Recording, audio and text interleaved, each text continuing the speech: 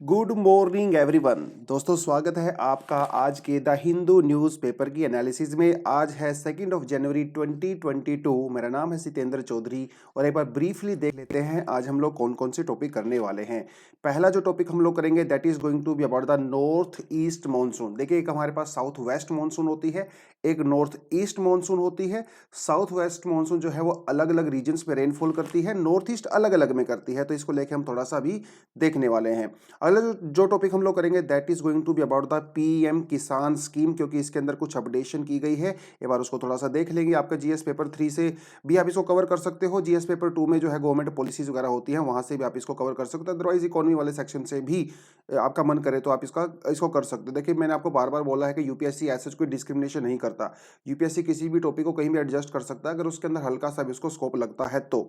आगे हम लोग देखेंगे new green energy in Europe. Europe जो है काफ़ी छटपटा रहा है क्लाइमेट चेंज को लेके, उसके लिए उसने कुछ अपने वहाँ पे फंडामेंटल चेंजेस किए हैं, उसको थोड़ा सा हम देखने की कोशिश करेंगे। तो जीएस पेपर 3 में हम इसको एनवायरनमेंट और इकोलॉजी वाले सेक्शन से कवर करेंगे।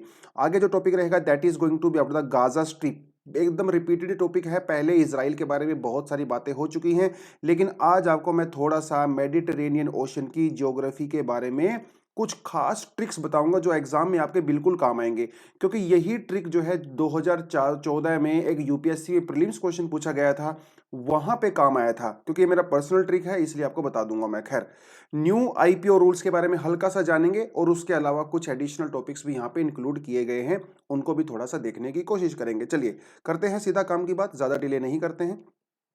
कहता है wet weather to continue till Tuesday. देखिए बिल्कुल ज्योग्राफी का टॉपिक है ये। आपको पहले ही पता है कि हमारे यहाँ पे दो तरह की मॉनसून होती हैं, एक हमारे यहाँ पे होती है साउथ वेस्ट मॉनसून और एक होती है हमारे यहाँ पे north east monsoon. Are you getting this point? South west monsoon कब शुरू होती है? जून में शुरू होती है। जून जुलाई अगस्त सितंबर, ये 4 महीने जून जुलाई अगस्त और सितंबर ये होते हैं आपके साउथ वेस्ट मॉनसून के। उस समय क्या होता है, सन जो है वो ट्रॉपिक ऑफ कैंसर के ऊपर वर्टिकल होता है, इसीलिए इंडिया के ऊपर होता है लो प्रेशर। उसके कंपैरिजन में आपका जो इंडियन ओशन होता है वहां पे होता है आपका हाई प्रेशर। और आप सभी को पता है कि विंड हमेशा हाई प्रेशर से लो प्रेशर की तरफ चलती हैं, तो विंड जो है वो हाई प्रेशर से इस तरह से लो प्रेशर की तरफ चलती हैं।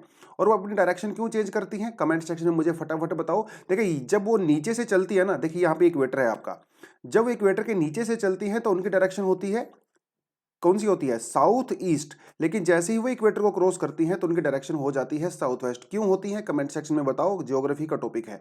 तो ये जो मॉनसून होती हैं ये क्या करती हैं विंड्स, ये आपके अरेबियन सी से और बे ऑफ बंगाल से खूब सारा मॉइस्चर कैरी करती हैं और बाद में उस मॉइस्चर को इंडिया के ऊपर रिलीज कर देती हैं in the form of monsoon. ये सबको पता है, लेकिन विंटर में बिल्कुल इसका उल्टा होता है। वैसे भी मॉनसून का मतलब आपको पता ही है, what is the meaning of monsoon? Monsoon का मतलब होता है रिवर्सल ऑफ सीजनल विंड्स। मतलब समर में डायरेक्शन अलग होती है, विंटर में डायरेक्शन रिवर्स हो जाती है। अब विंटर में यहाँ पे खेल बिल्कुल उल्टा होता है जैसा इस समय हो रहा है। विंटर में क्या होता है, सदर्न हेमिस्फीयर में होता है लो प्रेशर और यहाँ पे होता है हाई प्रेशर, क्योंकि यहाँ पे तो विंटर होती है और विंड हमेशा हाई प्रेशर से लो प्रेशर की तरफ चलती है। You very well know that. NCERT हम लोग अच्छे से कर ही चुके हैं तो आपको पता ही होगा। क्लाइमेटोलॉजी वाला टॉपिक बहुत डिटेल में हम लोगों ने किया था, मॉनसून वाला टॉपिक भी हम लोगों ने अच्छी खासी डिटेल में किया हुआ है। तो विंड चलती है from high pressure to low pressure. अब यहाँ पे थोड़ा सा आपको ध्यान देखने वाली बात है। एक आप जो है इस डायग्राम में देखिए, यहाँ पे जो है ये आपका आ जाता है तमिलनाडु वाला एरिया और आपका नॉर्थ ईस्ट, बेसिक आप जो है इंडिया का जो ईस्टर्न कोस्टल एरिया बोल सकते हो। इंडिया का जो ये तमिलनाडु और ईस्टर्न कोस्टल एरिया है ना, ये ज्यादातर साउथ ईस्ट जो साउथ वेस्ट मानसून होते हैं उसके पैरेलल में होता है, इसीलिए यहाँ पे रेनफॉल नहीं होता है लेकिन काफी कम होता है। लेकिन जब विंटर की आप बात करते हो, विंटर में जब यहाँ से जो ये मानसून की विंड होती हैं, रिटर्निंग मानसून विंड होती हैं, जो नॉर्थ ईस्ट मानसून विंड होती हैं, ये क्या करती हैं, ये अरेबियन सी से मॉइस्चर कैरी करती हैं और इंडिया के ईस्टर्न कोस्ट पे बारिश करती हैं। तो इंडिया के जब आप ईस्टर्न कोस्ट की बात करते हो, आप जब तमिलनाडु की बात करते हो, आंध्रा की बात करते हो, तो यहाँ पे विंटर में ज्यादा रेनफॉल होता है एज कंपेयर टू समर। उसके अलावा जो बाकी बचा हुआ जितना इंडिया है वहां पे ज्यादातर जो रेनफॉल होता है मैक्सिमम 80% से ज्यादा वो साउथ वेस्ट मानसून के दौरान होता है, जून जुलाई अगस्त सितंबर के महीने में होता है। लेकिन तमिलनाडु में वो विंटर के महीने में होता है ना, क्योंकि यहां से बे ऑफ बंगाल से वो इस समय वही सीजन चल रहा है। और आपका जो तमिलनाडु है और आंध्रा वाला और जो कावेरी या फिर आप गोदावरी का जो डेल्टा वाला रीजन है वहां पे है काफी ज्यादा रेनफॉल। तो दोस्तों ये है आपकी नॉर्थ ईस्ट मॉनसून। ठीक है, मॉनसून के अंदर एक छोटा सा टॉपिक है, रिपीटेड टॉपिक है, इसलिए मैंने आपको बता दिया। इंडियन जो मेटीरियोलॉजिकल डिपार्टमेंट है उसका क्या कहना है, उसका कहना है कि a cyclonic circulation lies over the south west bay of Bengal off the south coast of Sri Lanka at the mid tropospheric level. देखिए साइक्लोनिक सर्कुलेशन भी आपको मैं एनसीईआरटी में अच्छे से करवा चुका हूं। साइक्लोनिक सर्कुलेशन का मतलब होता है लो प्रेशर सर्कुलेशन। कहीं पे भी अगर लो प्रेशर होता है तो उसको हम लोग साइक्लोनिक सर्कुलेशन बोलते हैं, और कहीं पे भी हाई प्रेशर होता है तो उसको हम लोग एंटी साइक्लोनिक सर्कुलेशन बोलते हैं। और जो दोस्तों जब भी जहां पे भी लो प्रेशर होता है वहां पे विंड क्या करती हैं, कन्वर्ज करती हैं, चारों तरफ से विंड वहां आती है और इकट्ठी हो जाती हैं, विंड जो है कन्वर्ज करती हैं। लेकिन जब हाई प्रेशर होता है तो वहां से विंड डाइवर्ज करती हैं, बाहर की तरफ जाती हैं, है ना। और यही हमारा जो ट्रॉपिकल साइक्लोन्स होते हैं उसका भी यही फंडामेंटल होता है। ट्रॉपिकल साइक्लोन में लो प्रेशर हो जाता है, एयर जो है राइज करती है और साइड से जो है एयर वहां पे घुस जाती है ना, सर्कुलेट करते हुए, and that is how tropical cyclones are created. तो ये इस समय आपका जो श्रीलंका के जो थोड़ा सा नॉर्थ साइड में आप देखने को मिलेगा, यहाँ पे इस टाइम डेवलप हो गया है लो प्रेशर कंडीशन, जिसे हम लोग साइक्लोनिक सर्कुलेशन भी बोलते हैं, जिसकी वजह से तमिलनाडु के अंदर रेनफॉल आ रहा है। और ये नॉर्थ जो ईस्ट विंड आ रही है ये तो उसको इम्पैक्ट कर ही रही हैं। तो इन दोनों की वजह से काफ़ी ज़्यादा इस समय चेन्नई में, अगर तमिलनाडु में आप जाओ ना, बहुत ज़्यादा रेनफॉल वहाँ पे हो रहा है। ठीक है, तो ये थोड़ा सा आपका ज्योग्राफी का बिल्कुल स्टैटिक पोर्शन था, इसलिए आपको इसके बारे में थोड़ा सा पता होना चाहिए। ठीक है, चलिए कुछ आपसे अगर मैं पूछना चाहूँ यहाँ पे कमेंट सेक्शन में आप मुझे क्वेश्चन बता सकते हो, आप मुझे वो डेट बता सकते हो। ठीक है, जिस डेट को मॉनसून जो है वो इंडिया में बर्स्ट करता है, मतलब इंडिया में आता है। ठीक है, केरला कोस्ट पे सबसे पहले आता है, तो आप कमेंट सेक्शन में मुझे बता सकते हो। और इसका लेटेस्ट अपडेशन मुझे चाहिए, वो घिसी पीटी लाइन नहीं चाहिए मुझे जो आप बचपन से पढ़ते आ रहे हो। ठीक है, लेटेस्ट अपडेशन चाहिए। खैर आगे बढ़ते हैं। अगली जो न्यूज आती है वो आती है मोदी जी को लेके। Modi ji releases aid for the farmers. ठीक है, देखिए एड का मतलब होता है मदद। ठीक है, मदद करना किसी की, तो फार्मर्स की मदद की गई है। कैसे की जाती है भैया, फार्मर्स की मदद की जाती है पैसे को देके। हमारे यहाँ पे एक स्कीम है जिसे कहा जाता है पीएम किसान। क्या कहते हैं, पीएम किसान। पीएम किसान का मतलब है, देखिए प्रधानमंत्री किसान सम्मान निधि, फुल फॉर्म भी आपको पता होनी चाहिए, प्रधानमंत्री किसान सम्मान निधि, पीएम किसान। इसके तहत क्या होता है, जो किसान एलिजिबल होते हैं, देखिए ये सबको नहीं दिया जाता है, जो किसान एलिजिबल होते हैं उनको साल भर में 6,000 रुपया दिया जाता है। ये 3 इंस्टॉलमेंट में दिया जाता है, 2,000 की इंस्टॉलमेंट में दिया जाता है। तो मतलब साल में जो है हर चौथे महीने आपके खाते में 2,000 रुपए आते हैं। मुझे पता है क्योंकि मेरे फादर के अकाउंट में आते हैं, my father is a farmer. ठीक है, और ये डायरेक्टली आपके बैंक अकाउंट में आते हैं, ऐसा नहीं है कि आपको कहीं पे जाना पड़ता है, वो सारी चीजें नहीं, आपके अकाउंट में ही आते हैं। ठीक है, तो ये है आपकी पीएम किसान योजना। इसके तहत सरकार ने अभी 20,900 करोड़ रुपए रिलीज किए हैं, जिसकी वजह से 10,000 करोड़ फार्मर्स का यहाँ पे बेनिफिट होने वाला है। ठीक है, उसके अलावा 14 करोड़ रुपए जो है वो फार्मर प्रोड्यूसर ऑर्गेनाइजेशंस को भी दिए गए हैं। देखिए ये फैक्ट आपको याद करने की जरूरत नहीं है, कितना पैसा जो है कौन दे रहा है, कितना पैसा कौन नहीं दे रहा है, जो एग्जाम के पर्सपेक्टिव से चीजें हैं वो आपको पता होनी चाहिए। देखिए ये एक जो है सेंट्रल सेक्टर स्कीम है। ठीक है, सेंट्रल सेक्टर स्कीम है, और 100% जो इसकी फंडिंग होती है वो गवर्नमेंट ऑफ इंडिया करती है, यानी कि यहाँ पे स्टेट्स का कोई भी रोल नहीं होता, स्टेट इसमें 1 रुपया भी नहीं देता है। ठीक है, और पीएम किसान स्कीम को कब लॉन्च किया गया था, 2019 के बजट में लॉन्च किया गया था। ये चीज आपके एग्जाम के पर्सपेक्टिव से इंपॉर्टेंट है। पीएम किसान मोबाइल ऐप भी हमारे पास होती है, जिसमें मोबाइल में ऐप को जो है किसान डाउनलोड कर सकते हैं, तो उनके वो सारी इन्फॉर्मेशन जो उनको चाहिए वो वहां से ले सकते हैं। ये जो पीएम किसान मोबाइल ऐप है इसको किसने डिजाइन किया, it is designed and developed by national informatics centre, याद रखना आपने, in collaboration with the ministry of electronics and information technology. तो ये 2-3 चीजें आपको एग्जाम में पता होनी चाहिए। पीएम किसान स्कीम कब लॉन्च हुई थी, ये सेंट्रली सेंटर स्कीम होती है, स्टेट का यहाँ पे कोई रोल नहीं होता है। पीएम किसान मोबाइल ऐप किसने लॉन्च की है, किसके कोलैबोरेशन से लॉन्च की है, कितना पैसा उनके अकाउंट में आता है, और कितने मतलब इंस्टॉलमेंट में आता है, 3 इंस्टॉलमेंट में आता है। तो यूपीएससी के पर्सपेक्टिव से ये चीजें आपसे पूछ सकते हैं। वो सिंपल सा पूछेंगे, which of the following statements are true about PM Kisan scheme. तो 4 ऑप्शन आपको देंगे घुमा फिरा के, अगर आपको क्लैरिटी है तो आप इजीली वहां से कर सकते हो। एक चीज मैंने आपको बताई यहाँ पे, कि ये जो 6,000 रुपये मिलते हैं ना, सिर्फ उन्हीं किसानों को मिलते हैं जो एलिजिबल होते हैं। अब ये एलिजिबिलिटी का क्राइटेरिया क्या होता है? देखिए, ये जो जनरली ये जो स्मॉल मार्जिनल फार्मर्स होते हैं ना, छोटे किसान होते हैं, उनको दिया जाता है। और मोदी जी ने अनाउंसमेंट किया था 2019 में कि 2022 तक हम किसानों की इनकम डबल कर देंगे। खैर डबल तो वो नहीं रही, पहले से भी कम हो गई है, वो एक अलग बात है। तो ये जो डबल स्कीम जो इनकम करनी थी किसानों की, उसके तहत ये पीएम किसान चलाया गया था। तो ऐसे कुछ पोस्ट हैं, अगर कोई इनमें से इन्वॉल्व है, अगर कोई ये जॉब करता है, अगर ये क्राइटेरिया को फुलफिल करता है, तो उनको ये स्कीम का बेनिफिट नहीं दिया जाएगा। उसके अलावा सभी को इस स्कीम का बेनिफिट दिया जाएगा। अगर आपको पढ़ना है तो आप इसको भी पढ़ सकते हो, ठीक है। मतलब बेसिकली आप ये कह सकते हो ये लोग हम लोग फार्मर्स में इंक्लूड नहीं करेंगे। तो farmer and the present holder of the constitutional post, अगर आपके पास कोई कॉन्स्टिट्यूशनल पोस्ट है, अगर आपके पिताजी या माताजी अगर गवर्नर हैं, प्रेसिडेंट हैं भैया, प्राइम मिनिस्टर हैं, तो उनको ये स्कीम का बेनिफिट नहीं मिलने वाला है ना। प्रेजेंट कोई मिनिस्टर्स हैं, स्टेट मिनिस्टर, उनको बेनिफिट नहीं मिलेगा। जो लोकसभा के राज्यसभा के मेंबर्स होते हैं उनको बेनिफिट नहीं मिलता है। म्यूनिसिपल कॉर्पोरेशन के जो मेयर्स होते हैं उनको कोई बेनिफिट नहीं मिलता है। उसके अलावा ऑल रिटायर्ड पेंशनर्स जो मान लो किसी अच्छी पोस्ट पे होंगे, जिनकी 10,000 या उससे ज़्यादा की जो मंथली पेंशन होती है, उनको भी बेनिफिट नहीं मिलता है। अगर आप doctor, engineer, lawyers, chartered accountant वगैरह हैं, अगर आपके पेरेंट्स या जो भी, उनको भी ये बेनिफिट नहीं मिलेगा।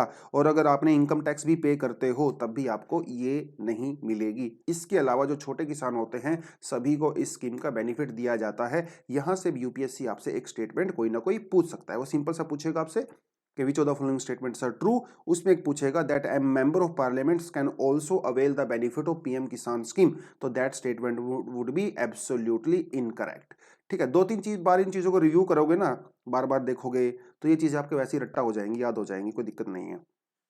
लेकिन अगर कोई आपको ये बोलता है कि फैक्ट जरूरी नहीं है, तो वो आपको गलत बता रहा है। फैक्ट भी याद करने होते हैं एग्जाम के पर्सपेक्टिव से, ठीक है।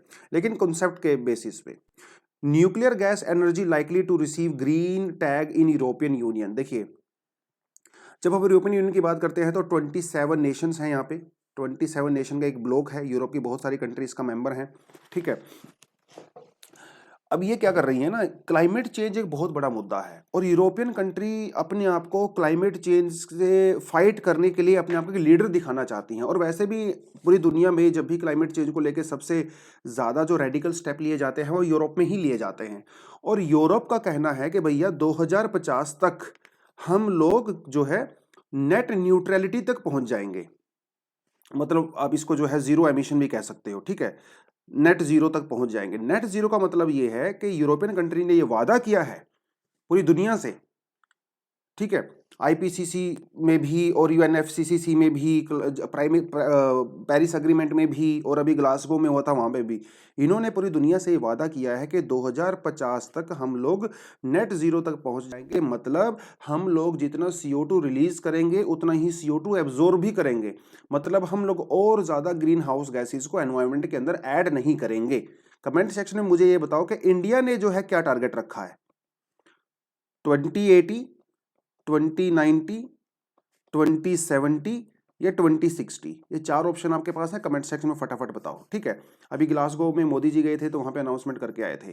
खैर, अब देखिए, पावर की जहां तक बात आती है, ग्रीन हाउस गैसेस को एमिशन करने की बात आती है, तो यहाँ पे CO2 जो है वो सबसे बड़ा एक विलेन माना जाता है। और CO2 रिलीज कहाँ से होता है? आपके जो थर्मल पावर प्लांट होते हैं जिसमें हम लोग कोल का यूज करते हैं, वहां से बहुत सारा CO2 होता है। तो पूरी दुनिया जो है इसको टैकल करने के लिए क्या कर रही है, वो सोलर एनर्जी के अंदर इन्वेस्ट कर रही है, विंड एनर्जी के अंदर इन्वेस्ट कर रही है। अब देखिए, ये तो चलो चीजें हो गई। अब यू वेरी वेल नो कि यूरोपियन जो कंट्री है वो टेम्परेट कंट्री है। इसका मतलब यहाँ पे सोलर का स्कोप बहुत ज्यादा नहीं है। सोलर का जो स्कोप होता है, सोलर जो पावर का स्कोप होता है, वो होता है ट्रॉपिकल कंट्रीज में, क्योंकि जहां पे सनलाइट ज्यादा होती है, इंडिया हो गया, मिडिल ईस्ट कंट्रीज हो गई है ना, यहां पे बेनिफिट होता है। तो इसका मतलब सोलर वाला तो पत्ता इनका वैसे ही कट गया। हालांकि वो इन्वेस्ट करते हैं सोलर के अंदर भी, लेकिन उतना बेनिफिट उनको नहीं मिलता है क्योंकि वहां पे ज्यादातर वो टेम्परेट एरिया है। विंड का बेनिफिट उनको जो है वहां पे मिलता है जहां पे ज्यादातर कोस्टल एरिया होते हैं। तो लेकिन अब ग्रीन हाउस गैसेज के एमिशन को कम करना तो करें तो कैसे? अब यहां पे एक तो हो गया आपका इलेक्ट्रिकल व्हीकल। इलेक्ट्रिकल व्हीकल में आप इन्वेस्ट कर सकते हो, तो डेफिनेटली आप डीजल और पेट्रोल का यूज कम करोगे, एक तो वो चीज हो गई। इन्होंने एक और तरीका निकाला है। इन्होंने कहा कि भैया जो न्यूक्लियर एनर्जी होती है, जो न्यूक्लियर पावर प्लांट्स होते हैं, और आपकी जो गैस बेस्ड पावर प्लांट्स होते हैं, नेचुरल गैस जिसको हम लोग बोलते हो, तो जो गैस बेस्ड पावर प्लांट्स होते हैं हम इनको भी जो है ग्रीन एनर्जी के अंदर ही रखेंगे। अब देखिए, मैंने आपको पहले भी बताया था कि रशिया जो है यहाँ पे एक नोड 2 है ना, याद आया कुछ? अभी आपको कराया था 2-3 दिन पहले। नोड 2 एक पाइपलाइन बिछा रहा है जिससे रशिया से बहुत सारा नेचुरल गैस जो है यूरोप के अंदर आएगा। अभी जो ये रशिया से यूरोप के अंदर नेचुरल गैस आता है वो आता है यूक्रेन के थ्रू, है ना, और आपका ये पोलैंड और बेलारूस के थ्रू आता है। अब गैस वहां पे बहुत सारी है, लेकिन एक्सपर्ट्स का कहना है कि न्यू जो आपकी नेचुरल गैस होती है उसके तहत आप जो बिजली पैदा करते हो वो भी ग्रीन नहीं होती है। हालांकि कोल के कंपैरिजन में कम ग्रीन हाउस गैसेज रिलीज होती हैं, लेकिन आप ये नहीं कह सकते कि गैस से जो है वो zero green house gas release होती है। लेकिन यूरोप का कहना है कि नहीं भैया, जो गैस के थ्रू एनर्जी रिलीज होती है हम लोग इसको भी ग्रीन टैग देके, मतलब इसको भी ग्रीन डिक्लेयर करेंगे। हालांकि बहुत सारी यूरोपियन कंट्रीज इसको सपोर्ट नहीं कर रही हैं, लेकिन ओवरऑल उन्होंने अभी ये मन बना लिया है। दूसरी बात यहाँ पे आती है, न्यूक्लियर एनर्जी की बात आती है। अभी आपको सुनने में ऐसा लग रहा होगा कि जो न्यूक्लियर एनर्जी है वो भी एक ग्रीन एनर्जी है, लेकिन ऐसा नहीं है। एक्सपर्ट्स का कहना है कि जो न्यूक्लियर एनर्जी से वेस्ट पैदा होता है ना, देखिए उसकी जो ऑपरेशनल जो आउटपुट होता है वो तो होता है एकदम क्लीन, लेकिन जो आफ्टर ऑपरेशन जो वेस्ट मटेरियल पैदा होता है वो होता है काफी ज्यादा थ्रेटनिंग, डेंजरस होता है, क्योंकि रेडियो एक्टिव एलिमेंट्स वहां से रिलीज होते हैं। उनको मैनेज करना, मेंटेन करना वो बहुत बड़ा चैलेंज होता है और हमारे एनवायरनमेंट के लिए काफी बड़ा थ्रेट होता है ना। तो एक्सपर्ट्स का कहना कुछ और है, लेकिन यूरोप कह रहा है कि नहीं नहीं, मैं तो इसको ग्रीन टैग बोलूंगा, क्योंकि देखिए यूरोप की मजबूरी है इस समय। अगर आपको ये थोड़ा और पढ़ना है तो आप इसको देखिए, यहाँ मैंने सेक्शन यहाँ पे दिया हुआ ना कि लिंक, आप इसको लिंक पे जाके पढ़ सकते हो।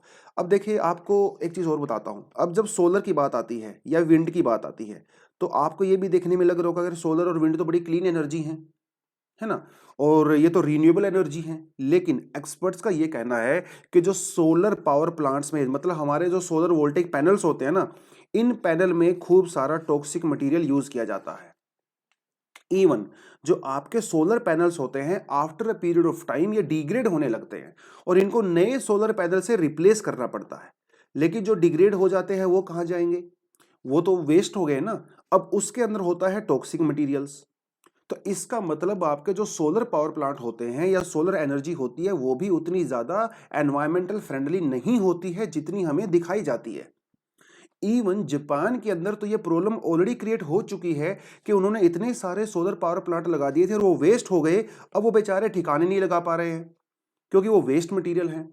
इसी तरह की चीजें जो है वो विंड के अंदर भी हैं। जो विंड पावर प्लांट लगाए जाते हैं आपको देखने में ऐसा लग रहा है कि वो तो बहुत क्लीन होते हैं, लेकिन ऐसा नहीं है। अगर आप थोड़ा सा और ज्यादा डिटेलिंग में जाने की कोशिश करोगे तो आपको पता चलेगा कि जो विंड जो हम लोग पावर प्लांट लगाते हैं ना, ये बड़े बड़े, इनके अंदर भी खूब सारा जो है ऐसा मटेरियल यूज होता है जो कि टॉक्सिक होता है।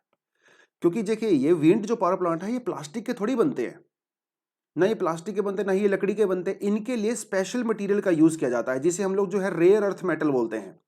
ठीक है, रेयर अर्थ मटेरियल या मेटल बोल सकते हो। उसको जब माइनिंग किया जाता है, उसको जब प्योरीफाई किया जाता है, उसको जब एक्सट्रैक्ट किया जाता है, उसमें बहुत सारी ग्रीन हाउस गैसेज का रिलीज होती हैं।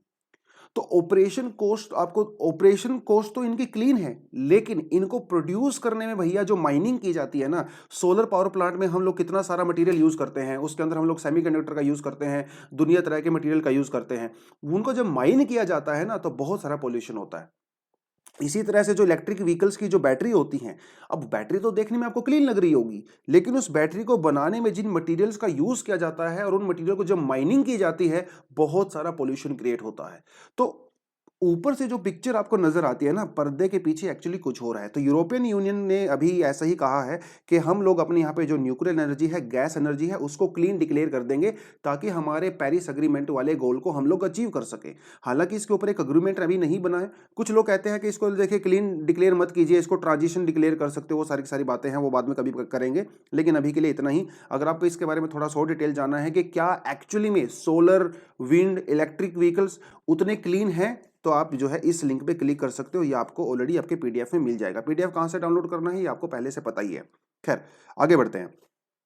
How will revised IPO rules affect market. अब ये आईपीओ क्या बीमारी होती है? 2021 में इतना सारा आईपीओ लॉन्च हुआ है ना, जोमेटो का लॉन्च हुआ है ना, पेटीएम का लॉन्च हुआ, अभी नया नाइका वाला लॉन्च हुआ। भैया इंडिया में 2021 में दुनिया में सबसे ज्यादा आईपीओ लॉन्च हुए और 1 ट्रिलियन रुपीज उन लोगों ने अरेंज किया। आप भी सुनते होंगे, कभी स्विगी का हो रहा है, कभी जोमेटो का हो रहा है, कभी पेटीएम का हो रहा है, दुनिया भर के आईपीओ रोज लॉन्च हो रहे थे इंडिया में। अब ये आईपीओ क्या है, कभी आपने जानने की कोशिश की है? आईपीओ की फुल फॉर्म होती है इनिशियल पब्लिक ऑफर। पब्लिक का मतलब होता है जनता, आप जैसे लोग, मेरे जैसे लोग। जब हम लोगों को ऑफर दिया जाता है, किस चीज का ऑफर? कंपनी के शेयर्स खरीदने का ऑफर, उसको बोलते हैं आईपीओ। जैसे मान लो, अब आप मान लो प्रेप आईएएस की एग्जांपल ले लो। प्रेप आईएएस जो है अभी एक प्राइवेट कंपनी है, तो कुछ लोग होंगे, 2 4 5 लोग होंगे जो इसके पार्टनर होंगे, और उनके वो प्राइवेट कंपनी है। लेकिन मान के चलो कल को प्रेप आईएएस को जो है मान लो 1 लाख करोड़ रुपए चाहिए। अरे मतलब भाई तो वो ज्यादा ही हो जाएगा। आप मान के चलो इनको जो है 1000 करोड़ रुपए चाहिए, ठीक है। अब 1000 करोड़ तो उनके पास नहीं है, कहां से लाएंगे? तो वो लोग पब्लिक के पास जाएंगे, पब्लिक को बोलेंगे कि आप प्रेप आईएएस के अंदर इन्वेस्ट कीजिए, आप हमें पैसा दीजिए, उसके बदले में जब प्रेप आईएएस को बेनिफिट होगा तो हम आपको जो है रिटर्न देंगे।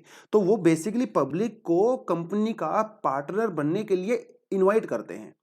आप भी कंपनी के शेयर्स खरीद सकते हो और आप भी कंपनी के जो है पार्टनर बन सकते हो। इसे कहते हैं इनिशियल पब्लिक ऑफर।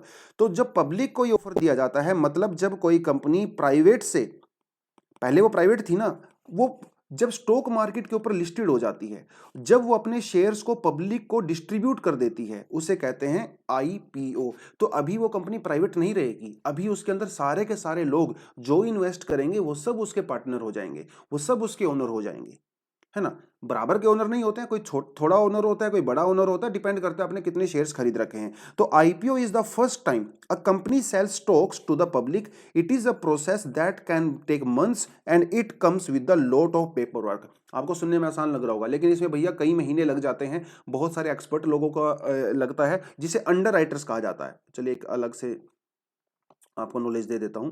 ऐसे लोग जो कंपनी के पेपर वर्क करते हैं, बेचने का काम करते हैं, उसके शेयर्स कितने में बिकेंगे, उसका जो प्राइस क्या होगा, वो बिडिंग कैसे होगी, वो सारा काम जो है अंडर राइटर्स लोग करते हैं। तो IPO allows a company to raise capital from the public investors. तो प्रेप आईएएस अगर स्टॉक मार्केट में आता है, अगर अपना आईपीओ लॉन्च करता है, इसका मतलब आप जैसे लोग, मेरे जैसे लोग जो भी उसके अंदर इन्वेस्ट करेंगे, वो अभी उस कंपनी के शेयर होल्डर हो जाएंगे। And prep IAS would not be a private company anymore, right. That is the meaning of IPO. अब आईपीओ के अंदर जो है सरकार सेबी ने कुछ चेंजेस किए हैं। आई जो हमारी कैपिटल मार्केट होती है उसको कौन रेगुलेट करता है? सेबी रेगुलेट करता है। जैसे हमारी जो बैंकिंग सेक्टर होता है उसको आरबीआई रेगुलेट करता है, ठीक है। तो ये थोड़ा सा आपने यहाँ पे देखना पड़ेगा, रेगुलेटर भी कई बार एग्जाम में पूछ लेता है। तो इसके रूल्स के अंदर कुछ चेंजेस किए गए हैं। कुछ चेंजेस मैं आपको बता देता हूं, वैसे तो पूरा इकोनॉमी का टॉपिक है, कोर टॉपिक है, बट स्टिल थोड़ा सा बता देता हूं हल्का फुल्का। Ceiling price is at least 105% to the top floor price. देखिए क्या होता है, जब भी कोई कंपनी आईपीओ लॉन्च करती है, तो उस आईपीओ का जो शेयर का प्राइस होगा, वो शेयर का प्राइस फिक्स किया जाता है। उसकी एक मिनिमम लिमिट फिक्स की जाती है, एक मैक्सिमम लिमिट फिक्स की जाती है। तो उसके बीच में ही आपको बिडिंग करनी होती है। मान लो जोमेटो का एग्जांपल ले लो। जोमेटो ने मान लो जब अपना शेयर मार्केट के अंदर आईपीओ लेके आए थे, तो उनका मिनिमम प्राइस था 70 रुपए और मैक्सिमम प्राइस था 73 रुपीज, ठीक है। एग्जाम्पल ले रहा हूं, ऐसा कोई फिक्स नहीं है। तो अगर आप लोग, अगर आप इन्वेस्टर हो, अगर आप उस कंपनी के अंदर इन्वेस्ट करना चाहते हो, तो आप जो है अपनी बिडिंग 70 से शुरू कर सकते हो, 73 तक लेके जा सकते हो। अगर इसके बीच में आपने बिडिंग कर दिया तो आपको शेयर मिल जाएगा, अदरवाइज आपको शेयर नहीं मिलेगा। मान लो आपने बिडिंग करी ओनली 69.69 रुपीज की, तो आपको वो शेयर नहीं मिलेगा। तो आज सेबी ने ये रूल चेंज कर दिया है। सेबी ने कहा है कि अगर कोई कंपनी आईपीओ लॉन्च करती है तो उसकी मिनिमम लिमिट जो है और मैक्सिमम लिमिट ऐसी होनी चाहिए कि भैया मैक्सिमम लिमिट 105% या उससे ज्यादा होनी चाहिए। कई कंपनियां क्या करती हैं, मिनिमम लिमिट रख लेती हैं 69 रुपीज और मैक्सिमम लिमिट रख लेती हैं 69.5 रुपीज। अब ये क्या बात हुई? सेबी ने कहा ये नहीं चलेगा, आप जो है कम से कम 105% तो मैक्सिमम लिमिट होनी ही चाहिए। ऐसा नया रूल आया है। एक चीज आपको और बता देता हूं। मान लो अब ये देखिए क्या होता है, जैसे मान लो प्रेप आईएएस है, इसी का एग्जांपल ले लेते हैं। मान लो प्रेप आईएएस ने अपना आईपीओ लॉन्च किया, और प्रेप आईएएस ने आईपीओ लॉन्च करने के बाद 1000 करोड़ रुपए का जुगाड़ कर लिया पब्लिक से, तो पब्लिक ने उसके अंदर इन्वेस्ट किया। अब प्रेप आईएएस ने क्या किया, 1000 करोड़ रुपए में कोई दूसरी कंपनी परचेज कर ली। मान लो कोई भी कंपनी, ठीक है, XYZ। अब ये तो गलत हुआ ना। पब्लिक ने पैसा इसलिए इन्वेस्ट किया था कि ये प्रेप आईएएस अपने ऑपरेशन को एक्सपेंड करेगी, लेकिन प्रेप आईएएस ने क्या किया, किसी दूसरी कंपनी को खरीद लिया। मतलब आपसे मैंने उधार लिए पैसे, और उस उधार लिए हुए पैसे को मैंने जो है कोई और चीज परचेज कर ली। जबकि मैंने आपसे पैसे ये बोल के लिए थे कि मैं इससे अपना ऑपरेशन एक्सपेंड करूंगा, और आपने भी कंपनी में मुझे यही उधार दिए थे पैसे कि भैया आप कंपनी का प्रॉफिट करोगे। तो सेबी ने ये रूल चेंज कर दिया। सेबी ने कहा कि अगर कोई कंपनी आईपीओ लॉन्च करती है और पब्लिक से पैसा उठाती है या जुगाड़ करती है, पब्लिक उसमें इन्वेस्ट करती है, तो उसका 35% से ज्यादा वो दूसरी कंपनी को खरीदने में इन्वेस्ट नहीं कर सकते। मतलब 1000 करोड़ रुपए में से आप ज्यादा से ज्यादा 350 करोड़ रुपए दूसरी कंपनी को खरीदने में कर सकते हो। बाकी के जो 650 करोड़ रुपए हैं वो आपको अपने ऑपरेशन के अंदर ही लगाने पड़ेंगे। एक ये नया रूल आ गया है। यहां पे एक और रूल आपको बता देता हूं कि जो प्रोमोटर्स होते हैं, जो कि जैसे मान लो प्रेप आईएएस के जो मालिक हैं, है ना, अभी मान लो किसी के पास जो है उसका 25% शेयर है, तो वो लोग जिसका, ऐसे प्रोमोटर्स जो कि कंपनी में 20% या उससे ज्यादा के शेयर जो है होल्ड करते हैं, वो अपने शेयर्स को बेच नहीं सकते। मतलब उसका जो है आधे से ज्यादा नहीं बेच सकती। कई बार लोग पता क्या करते हैं, प्राइवेट कंपनी होती है, आईपीओ लॉन्च कर देते हैं, पब्लिक उसमें पैसे इन्वेस्ट करती है, और जब उनको पता लगता है कि कंपनी घाटे में चली जाएगी तो अपने शेयर्स को बेच देते हैं। कुछ लोग ऐसा भी दिमाग लगाते हैं। ऊपर ऊपर से वो पब्लिक को ये दिखाते हैं कि कंपनी बहुत बढ़िया चल रही है, लेकिन जैसे ही पब्लिक उसमें पैसा डालती है, अपने वाले शेयर्स को बेच के जो है वहां से निकल लेते हैं, है ना, पतली गली से। ऐसा भी बहुत बार किया जाता है। तो सेबी ने ये कहा कि भैया अगर आप कंपनी के अंदर आपके शेयर्स हैं, आप प्रोमोटर्स हो, तो आप कंपनी के आपने आपके जितने शेयर्स हैं उसका 10% से ज्यादा नहीं बेच सकते। ठीक है, तो ये आपके ऊपर रूल लगा दिया है। मतलब हाफ, यहाँ पे मोर देन हाफ लिखा हुआ है ना, मोर देन हाफ मतलब 10%।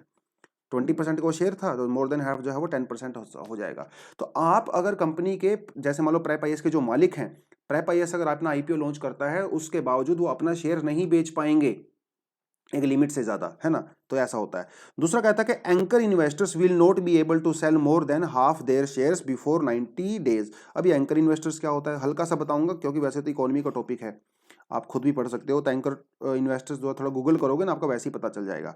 देखिए एंकर इन्वेस्टर्स को मतलब होता है जो बड़े बड़े इन्वेस्टर्स होते हैं। ऐसे इन्वेस्टर्स जो 10 करोड़ या 10 करोड़ से ज्यादा इन्वेस्ट करते हैं, उनको एंकर इन्वेस्टर्स कहा जाता है। अब क्योंकि भैया ये, अब देखिए मेरे जैसे लोग, आपके जैसे लोग तो है 500-700 रुपए इन्वेस्ट करते हैं। अब ये लोग जो है ज्यादा इन्वेस्ट करते हैं। क्योंकि ये ज्यादा इन्वेस्ट करते हैं इसलिए इनको कुछ खास सुविधाएं भी दी जाती हैं। खास सुविधाएं देने का मतलब ये होता है कि जब आईपीओ लॉन्च होता है पब्लिक में, तो इन खास इन्वेस्टर्स को वो शेयर्स एक दिन पहले ही बेच दिए जाते हैं। एक दिन पहले ही उनको बेच दिए जाते हैं, पब्लिक को एक दिन बाद में बेचे जाते हैं। इनको कहा जाता है एंकर इन्वेस्टर्स। और एंकर इन्वेस्टर्स जब किसी कंपनी में पैसा इन्वेस्ट करते हैं, तो वो 30 दिनों तक अपने शेयर्स को होल्ड करके रखते हैं। 30 दिन के बाद वो अपने शेयर्स को जहां मर्जी बेचें, कोई दिक्कत नहीं।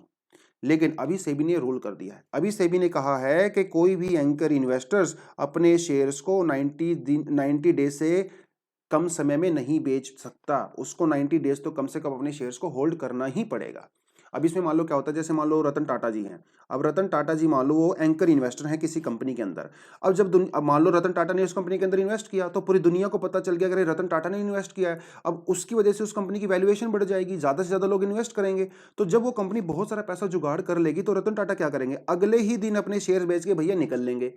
तो सस्ता खरीदा तो सस्ते दाम पे और बेचा महंगे दाम पे, और रतन टाटा जी पतली गली से निकल लिए और पब्लिक खड़े खड़े देखते रह गई।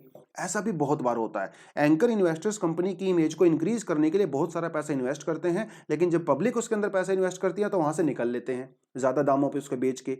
ये बहुत ज्यादा घपलाबाजी होती है यहाँ पे। ठीक है, तो ये सारी की सारी चीजें जो है सेबी ने अभी इसको नोटिस किया, और सेबी ने कहा कि ये और ज्यादा नहीं चलेगा, आप जो है 90 डेज से ज्यादा नहीं बेच सकते।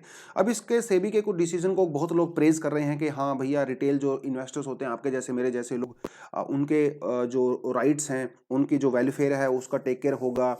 लेकिन कुछ लोग कहते हैं कि नहीं नहीं, सेबी का ये जो कदम है वो बिल्कुल ही खराब है। देखिए, जो पहली बात इन्होंने कहा कि सेबी के नए रूल की वजह से कंपनियां पैसा नहीं उठा पाएंगी पब्लिक से। क्यों नहीं उठा पाएंगी, देखिए पहली बात तो एंकर इन्वेस्टर्स इन्वेस्ट ही नहीं करेंगे। भैया एंकर इन्वेस्टर्स तो इसलिए इन्वेस्ट कर रहे थे ना ताकि वो पैसा कमा सकें। अब मान लो कोई ऐसे एंकर इन्वेस्टर्स होते हैं जो 3 महीने तक होल्ड ही ना कर पाए। मान लो मैं एंकर इन्वेस्टर हूं, मैंने जो है कहीं से 10 करोड़ रुपए उठाया है as an anchor investor invest करने के लिए। लेकिन मैंने जहां से पैसा उठाया मैंने वो सिर्फ और सिर्फ 20 दिन के लिए उठाया है। मैंने उस बंदे को वादा किया है कि मैं 20 दिन के बाद आपका पैसा लौटा दूंगा, क्योंकि मुझे कंपनी के अंदर इन्वेस्ट करना है। अब मुझे वो पैसा जो है 90 डेज के लिए होल्ड करना पड़ेगा, तो मैं क्यों इस कंपनी के अंदर इन्वेस्ट करूंगा। तो इसकी वजह से जो एंकर इन्वेस्टर्स हैं, जो बड़े इन्वेस्टर्स होते हैं, वो कंपनी के अंदर इन्वेस्ट करने से टाल-मटोल कर सकते हैं, मतलब उसके अंदर इन्वेस्ट नहीं करेंगे बेसिकली। यहाँ पे ये सबसे बड़ी बात है। SEBI should not trying to hand hold investors all they need, मतलब जैसे देखो, मान लो मैं इन्वेस्टर हूँ, आप इन्वेस्टर हो, टाटा बिरला सब इन्वेस्टर्स होते हैं। अब यार ये हमारा इंडिविजुअल डिसीजन है ना कि हम उस कंपनी के अंदर इन्वेस्ट करें कि ना करें।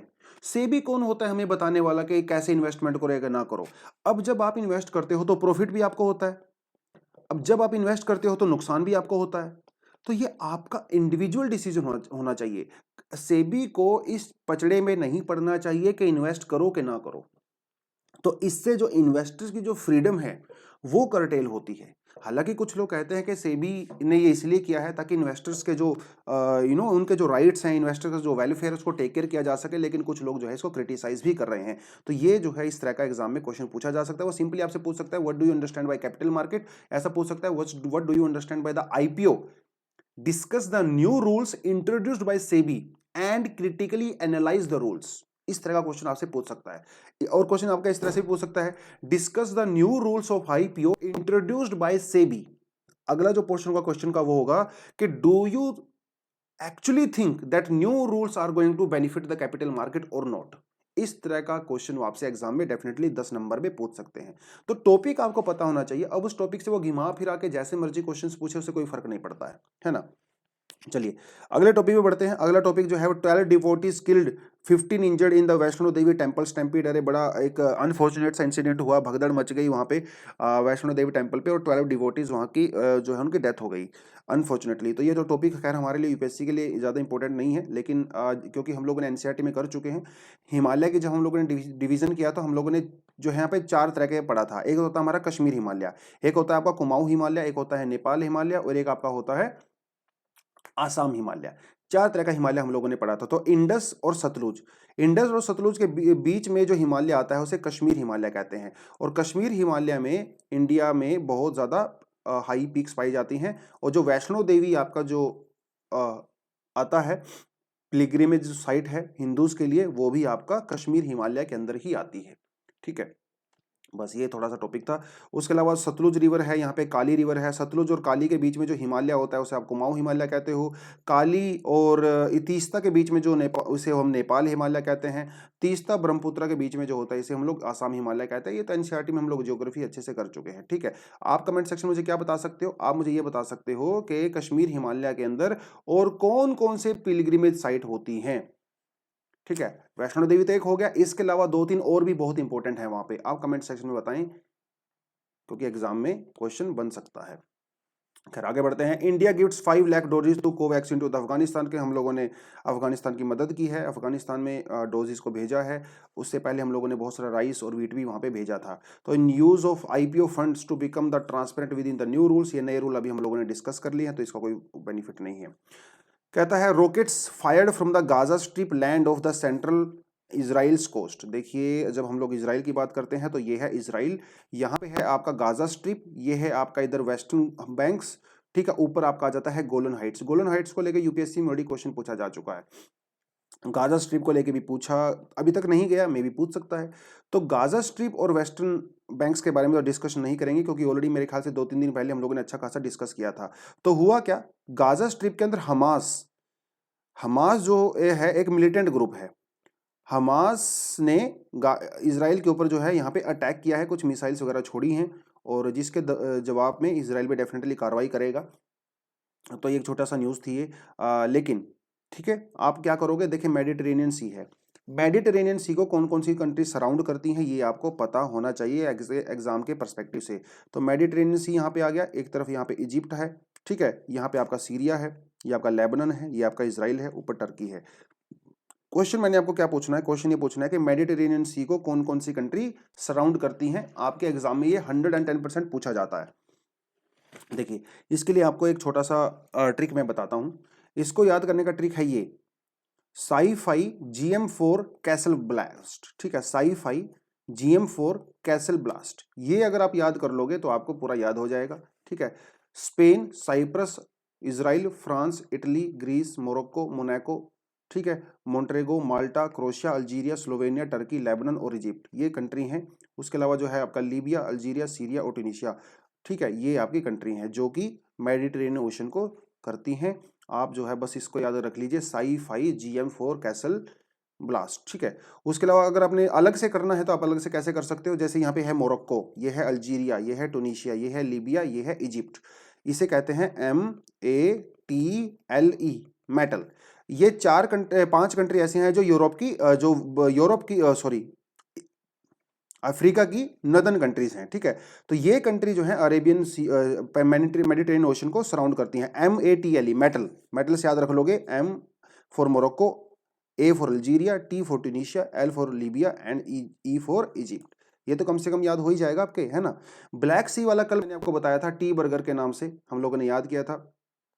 टी बर्गर नाम की 6 कंट्री हैं जो कि ब्लैक सी को सराउंड करती हैं। आने वाले समय में आपको मैं कैस्पियन सी, सारा का ब्लैक सी, ठीक है, न्यू सी, साउथ चाइना सी, सब के बारे में मैं बताऊंगा कुछ ना कुछ ट्रिक्स। तो ये ट्रिक आप याद कर सकते हो, साई-फाई GM4 कैसल ब्लास्ट। ठीक है, पूछता है एग्जाम में, वो आपका मैप वर्क डेफिनेटली पूछता है। ठीक है, रेड सी को कौन कौन सी कंट्री सराउंड करती हैं, पर्शियन गल्फ को कौन कौन सी कंट्री हैं करती हैं, गल्फ ऑफ एडन को कौन कौन करता है, अरेबियन सी को कौन करता है, कैस्पियन सी, और सब आपके लिए इंपॉर्टेंट होता है। ठीक है, अगली जो न्यूज़ आपकी है वो आपकी आती है फिशिंग हेट स्पीच को लेके। देखिए, ये कोई नया टॉपिक तो नहीं है, पुराना टॉपिक है, आज दोबारा से रिपीट हुआ है।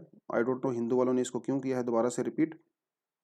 ठीक है, फिशिंग हेट स्पीच। देखिए, हेट स्पीच का मतलब क्या होता है, कहता है कि हमारे लीगल सिस्टम के अंदर हेट स्पीच को बिल्कुल भी डिफाइन नहीं किया गया है। 267th रिपोर्ट जो लॉ कमीशन ने दी थी, उसके तहत हेट स्पीच को कहता है, hate speech is generally an incitement to hated primarily against the group. कि जब आप किसी ग्रुप के अगेंस्ट में या किसी पर्सन के अगेंस्ट में, किसी जेंडर एथनिसिटी के अगेंस्ट में, सेक्सुअल ओरिएंटेशन जैसे गे लेस्बियन उनके अगेंस्ट में, या फिर रिलीजियस बिलीफ के अगेंस्ट में, जब भी आप कोई ऐसी स्पीच देते हो जिनको हार्म पहुंचता है, उसे हेट स्पीच कहा जाता है। लेकिन हमारे लीगल सिस्टम के अंदर कहीं पे भी हेट स्पीच डिफाइन नहीं की गई है। ये मैंने आपको 2-3 दिन पहले भी न्यूज़पेपर में करवाया था। इसलिए मैं आपको सिर्फ ये रिकमेंड करूंगा, आपको सिर्फ और सिर्फ रिकमेंड करूंगा, आपको नहीं बताऊंगा, क्योंकि इसको ऑलरेडी हम लोग डिटेल में पढ़ चुके हैं। हालांकि इंडिया का जो इंडियन पीनल कोड है उसमें सेक्शन 153A और 505, ये दोनों अपने हिसाब से हेट स्पीच को टैकल करते हैं। ठीक है, 153 के बारे में पढ़ सकते हो और 505 के बारे में भी पढ़ सकते हो। तो खैर, लॉ कमीशन ने बोला है कि हम लोग कुछ नया एक्ट यहाँ पे इंट्रोड्यूस करेंगे, जैसे कुछ नया सेक्शन 153C और 505A, ऐसा लॉ कमीशन ने बोला है। अभी तक तो इसको इंट्रोड्यूस नहीं किया गया है, देखते हैं फ्यूचर में इंट्रोड्यूस होता है तो 2 साल की सजा और 5,000 रुपये का फाइन लगाया जाएगा। ठीक है, अगर आप किसी रिलीजियस ग्रुप के अगेंस्ट में, किसी इंडिविजुअल के अगेंस्ट में कोई भी हेट स्पीच देते हो, क्यों ये आजकल न्यूज़ में है, क्यों, क्योंकि हरिद्वार में जो केस हुआ था उसमें हमारे कुछ बाबा लोगों ने जो है मुस्लिम्स के अगेंस्ट में बहुत ही ज़्यादा गलत स्पीच दिया था, तो उसके लिए ये आर्टिकल लिखा गया है। उसके अलावा आपको एक और जो आर्टिकल पढ़ना है, ये भी रिकमेंडेड है, अगर आपके पास समय है तो इसको पढ़ सकते हो। एडिशनल टॉपिक है IISc testing hypothesis to guide कोविड-19 वैक्सीन बूस्टर प्रोटोकॉल्स। तो इसमें बताया गया है कि जो आपको बूस्टर डोज लगाई जाती है वो कब लगानी चाहिए, उसका साइंटिफिक एविडेंस क्या है, क्या हम 2 वैक्सीन को मिक्स कर सकते हैं कि नहीं कर सकते हैं ना, उसके बारे में थोड़ा सा यहाँ पे बताया गया है। आप पढ़ना चाहो तो पढ़ सकते हो। हमारा जो बॉडी का इम्यून सिस्टम होता है वो कैसे काम करता है वैक्सीन को लेके, एक अच्छा आर्टिकल है, आप इसको भी पढ़ सकते हो।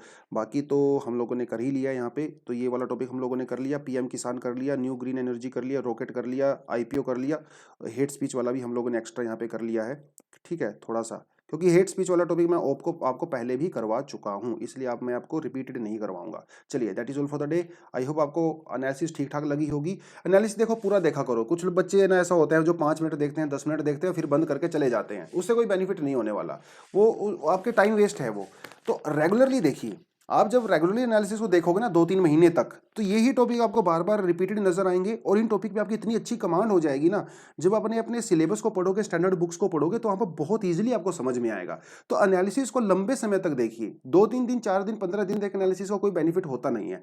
तो रेगुलरली देखिए, रेगुलरली हमारे साथ बने रहिए, और ये PDF तो आपको मिल ही जाती है, तो इसको भी आप पढ़ते रहिए, रिवाइज करते रहिए, and over a period of time आपका बहुत बढ़िया शानदार तरीके से करंट अफेयर और नॉर्मल जो आपकी अंडरस्टैंडिंग होती है वो डेवलप होती रहेगी। और एक दिन आपको नजर आएगा कि आपकी जो मैच्योरिटी लेवल है वो इतना इंक्रीज हो जाएगा कि UPSC के एग्जाम के पर्सपेक्टिव से जो उनको चाहिए वो आप उनको दे पाओगे। आंसर राइटिंग हो, चाहे फैक्ट्स हो, चाहे कोई भी कॉन्सेप्ट हो, चलिए, और चाहे आपका पर्सनैलिटी इंटरव्यू भी क्यों ना हो, क्योंकि जब आपके अंदर मैच्योरिटी आती है तब वहां पे इंटरव्यू में आप अच्छे आंसर भी दे पाते हो। राइट, चलिए, that is all for the day. Thank you very much, all the best and जय हिंद।